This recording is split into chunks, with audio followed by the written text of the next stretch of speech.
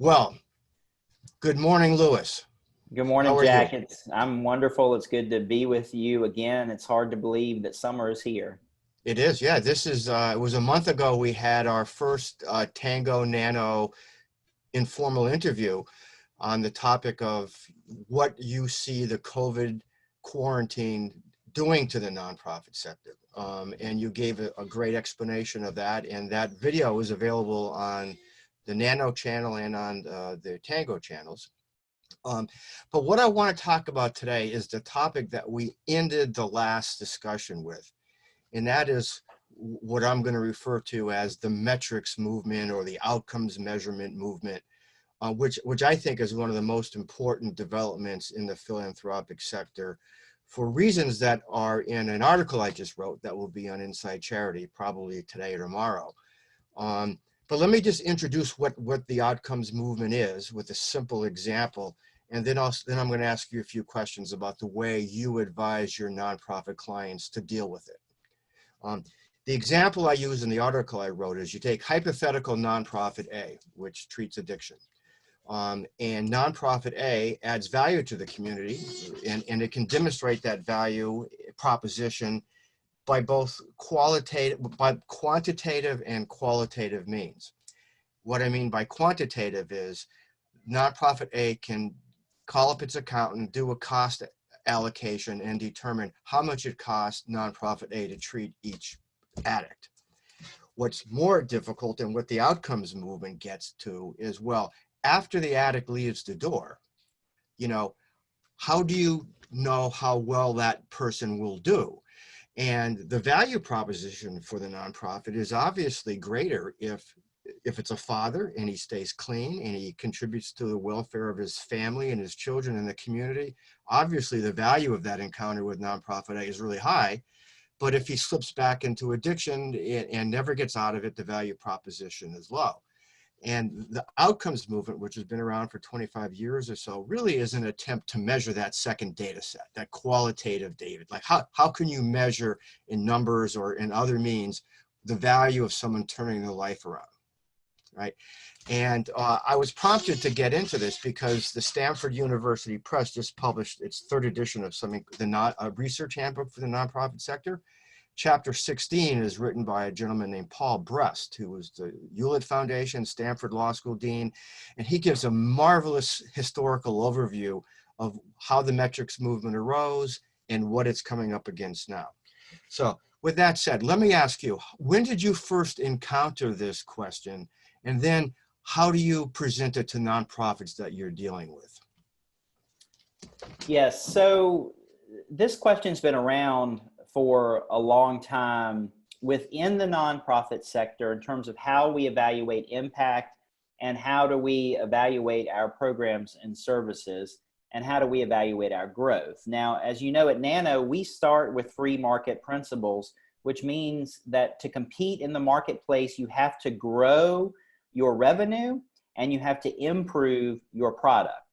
Now, what we find in the nonprofit sector is often people begin with a different premise, either from a spiritual standpoint or an academic standpoint.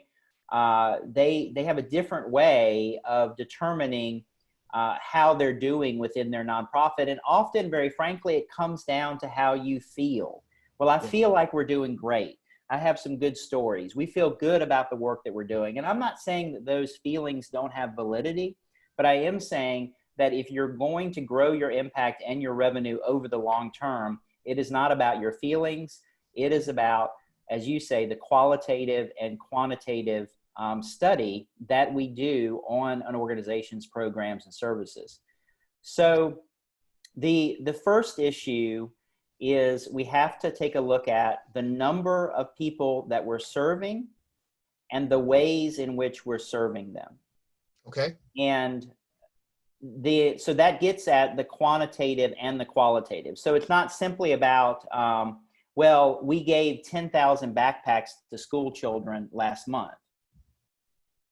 That's wonderful. You touched 10,000 school children. That's a very shallow impact with backpacks.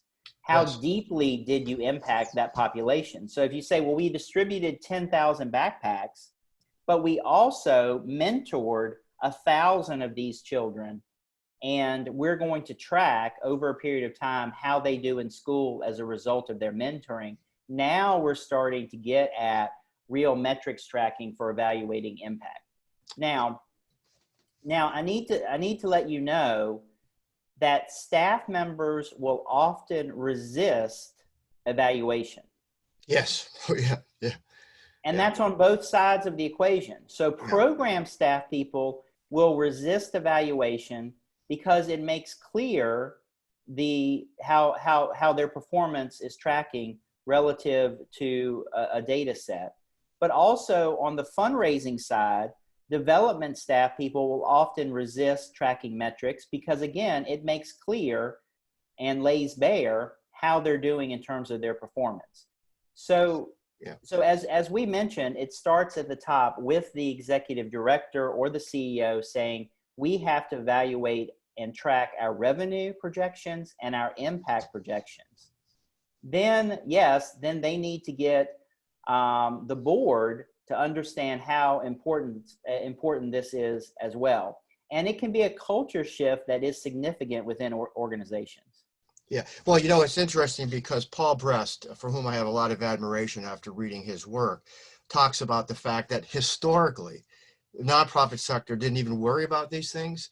He talks about when he joined the Hewlett Foundation in 2002, there was just nothing there, and evaluation was basically a process of reviewing the dialogue that the funder had with the board of directors or the staff of the organization without touching this. And he raises the point that I think is irrefutable, and that is efficiency and effectiveness are principles hardwired into the human project, the way I look at it. And we got to find a way to fit it into the sector to the extent we can. You know, to use the example you just gave of the school children, you know, it seems to me that it would be relatively easy and not that costly to watch how the children do for the next 3 or 4 years. And even if you track them for 3 or 4 years and see that they got to middle school with better grades, that's something. I mean, you're not tracking them for the rest of their life, but at least making a good faith attempt to have some indication of the direction in which the people are heading after you've provided services to them. Yeah, the challenge though is that is going to require an additional staff person within the organization. And money. You're going and money, right? There you go. Right. So oftentimes people resist tracking impact because they understand how much time it's going to take. If you're going to follow, let's just say you're going to follow 100 kids over the course of the school year, and you're going to track their attendance, their grades, you're going to be in conversation with their teachers and their caregivers, that is going to take a full-time staff position. Correct. Now, so the program people will resist it because they're going to say, well, you're not going to hire an extra staff person. You're going to just make me work another 20 hours a week, and I'm already working 50 hours a week, so I don't know how we're going to do this. Correct. And then the leadership may resist it because they're going to say, well, where are we going to get the money to fund this project? So this is where, again, fundraising comes in as being so key because donors understand the necessity of tracking impact. And when we make the proper case for support, when we construct the proper budget, and we go to a donor and we say, this is how much it's going to cost to run this program over the next 3 years, and this is how much it's going to cost to evaluate this program effectively so that we can grow it over the next 3 years. And then that's all bundled into one program cost. That resonates with donors. They've done it in their business lives for decades, and they will fund it in the nonprofit sector as well. Yeah, you know, one of the things, I had a long career in the business sector. And if you're a business corporation and you're trying to attract capital, sell your stock. Nonprofit tries to attract capital by pitching its mission. In the for-profit world, businesses are required under securities laws to disclose all material information to potential investors. You have to disclose the good and the bad. I remember drafting disclosure documents for companies, and you had a hard rule. If you got a skeleton in your closet, you got to disclose that too, or if you got a weakness, because you got to give the investor all the information they need. The law requires it. There's nothing similar to that in the nonprofit sector. And I think as a matter of self-discipline and self-rigor, it's not a principle, it's a principle that has its place. I mean, go to your donors honestly and say, look, this is what we have. We measure to this extent. We don't have the money to measure more, but would you fund us based upon this? The complete package. We don't track metrics, but fund us anyway. Well, then the donor might say, well, wait a minute, if you're not tracking metrics, why do you want the money? You know, so it brings into my mind, in my mind, the question of the candor and disclosure obligations that fiduciary boards and nonprofit managers should have with their donors. But it's tall. It's like in the article, I talk about a pass-fail course versus a fully graded course, you know, in college. You know, it's the pass-fail method that they like because they don't have to be accountable as much if they don't do well long-term. Yet it seems to me to be unfair to donors if you're not letting them know the extent to which you have taken on this metrics obligation. Yeah, this falls in the category of stewardship. So, you know, there's one side of fundraising, which we talk about with identifying donors, cultivating them, asking them. But then the next step where nonprofits often fall down is stewarding that gift. And proper stewardship of that gift is to say, thank you, Jack and Jan, for your investment of $100,000 toward the after-school program. Now let us let you know what went well and what didn't go well, and how we want to improve. Here's the solution that we see. Now, some people may be listening to us today and say, oh my gosh, you're trying to turn our nonprofit into a business, and it's just going to be a meat grinder of outcomes, and you're losing the human side of this. And I would say, no, we're not losing the human side of it. We're just trying to build greater accountability into the system so that we can change and save more lives. And a great example of this in the corporate sector is Chick-fil-A. Yeah. You know, Chick-fil-A runs its business. They understand their numbers, but they also understand how to train their employees to work with a smile on their face and how to create a customer experience. And they're even starting to use this in their marketing. I don't know if you've seen some of their commercials where they have a Chick-fil-A employee on the couch with one of the customers with whom they've formed a relationship and served over a period of months or years. That's the qualitative side of this. That's the heart of this. So absolutely, we want nonprofits to continue to tell the stories of the people they're serving and to impact people deeply. But in order to be around for decades as a nonprofit, we have to evaluate our impact and grow our revenue. Yeah, no, I'll never forget one example, a bad case and probably atypical, being solicited by a nonprofit hard in December of one year with the usual appeals to compassion and need. And I get all that, you know, but then the organization folded in February.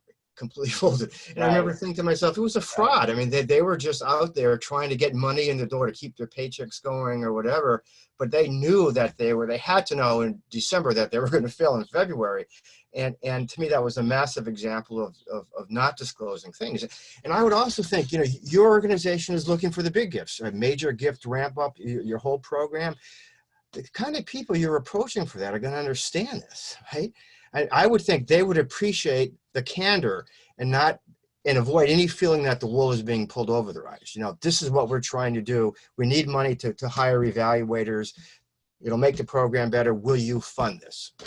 Yeah, absolutely. And, you know, it is about both sides of the equation, the charts and the graphs that show your impact, but also the stories. And that is something that many organizations are starting to produce in the form of an annual report. Now, we would prefer to use the term impact report, but this can be, and it doesn't have to be expensive to produce, but this can be a 6 to 8 to 12 page document that outlines some of these stories and the charts and the graphs, and then projects the path forward for the organization. And whether you're a $100 donor or a $100,000 donor, this is information that's going to be valuable to you. Yeah. Let me ask you this. In our last discussion, you talked about, you know, program audits and people that you bring in to do the program audits. Could you talk about that with maybe an example or two of what type of auditor you would bring in for what type of program, the typical cost and time it takes to do that? Sure. So let's say that you are an organization serving children within your community, and you want to improve health and wellness within a specific population. And let's say that you've got programs for cooking classes, healthy eating, exercise, overall health and wellness, and you've got people running those programs. It makes sense then for between $5,000 to $10,000 to hire either a university professor or a social worker or a nurse who understands your programs to come in and evaluate your work. And this is going to involve interviewing the staff, interviewing the children, interviewing the parents, taking a look at the numbers and the programs. And this person will provide then an independent program audit that helps us then assess what is working well and what needs to be improved. Yeah, I mean, the dollars you mentioned, $5,000 to $10,000, strike me as a perfect number. In other words, it's not a $100,000 obligation, nor is it a $100 obligation. But if you aren't spending to measure impact, you're being negligent. I mean, to me, it seems you have to be able to measure what you do, because if you can't measure what you do against some standard or an opinion or something, you have no idea if you're doing well or poorly. I mean, you know, really, you know, and that's also the kind of expense that I would think that like community foundations or private foundations would be willing to wrap up into the overall amount of the grant they make, or they might be willing to fund it just as such, you know, just to give it a chance to work its way through the system and see if you can't turn the organization in a better direction. Yeah, and this is not an overhead cost, and it's not an afterthought. It's wrapped into the cost of the program. Yes. You know, if you go to buy a house, you have to purchase a home inspection. Correct. Otherwise, you're not going to buy the house. Yeah. And this is very much in the same line of thinking. Look, we're going to inspect this program. We're going to reveal what is great and what is not so great, and then let people make a decision. Yeah. You know, it seems to me this is such a common sense discussion we're having. I mean, the topic is just plain old common sense. And you have to ask yourself, like, why is this such a foreign concept to so much of the nonprofit sector? You know, I don't know. I mean, I speculate that it's historical. It's accountability. Right. It's accountability. And here's the sad reality in the nonprofit sector is that we continue to bottom feed on talent because people who are willing to work hard and be held accountable end up in the corporate world because that's where they get paid. Correct. And often we have people with big hearts and the best of intention who end up in the nonprofit sector. But when we ask them to work hard and be evaluated, they resist that because they simply can't stand up under the pressure. Correct. And the only way this improves is if we work on both sides of the equation. We've got to grow our impact, but we also have to grow our revenue so that we can hire the best and the brightest and not lose people to the corporate sector. Yeah, I couldn't agree more. It's like, if you have a good job and you're not being evaluated on how you do, you really have no interest in being evaluated because you're going to keep your job. But if you are held accountable, you will be motivated to do the extra things you need to do to show you're doing well. And again, in the nonprofit sector, in the for-profit sector, it's kind of built in. In the nonprofit sector, I think it's old historical reasons, Louis. I mean, I think people still think in terms of charity. You know, it's a charity. We'll just throw money at them. We're going to ease suffering, give them some food or give them some shelter for a little bit of time, and then we move on. But I don't think that's what the sector promises to be. I mean, I think its promises to be an engine for positive change. You know, and it's not just a mere charity. It's a different type of enterprise that needs to adopt these types of approaches, I think, to survive. I mean, yeah, and we would even prefer the term, rather than charity or nonprofit, we would prefer the term impact organization. Yeah. You know, I get that. We're drawing to the end here. Let me just close with one comment. And at the end of the article I just wrote, in which I basically said the impact movement is an accountability movement. It's all of these things. But the fact that we're thinking about this type of measure doesn't mean we shouldn't also be tackling the things that we already know that are wrong in the sector. You know, we Right. don't want to cart before the horse problem. You don't want to wait to start working on efficiency until this movement runs its course one way or the other.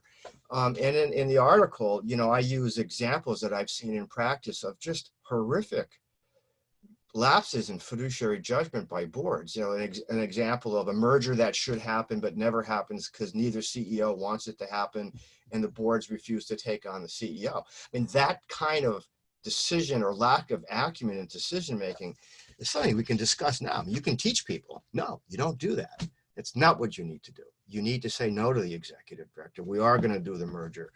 But that implies cultural changes, and it gets back to the overall work ethic of board members and how they view their obligations.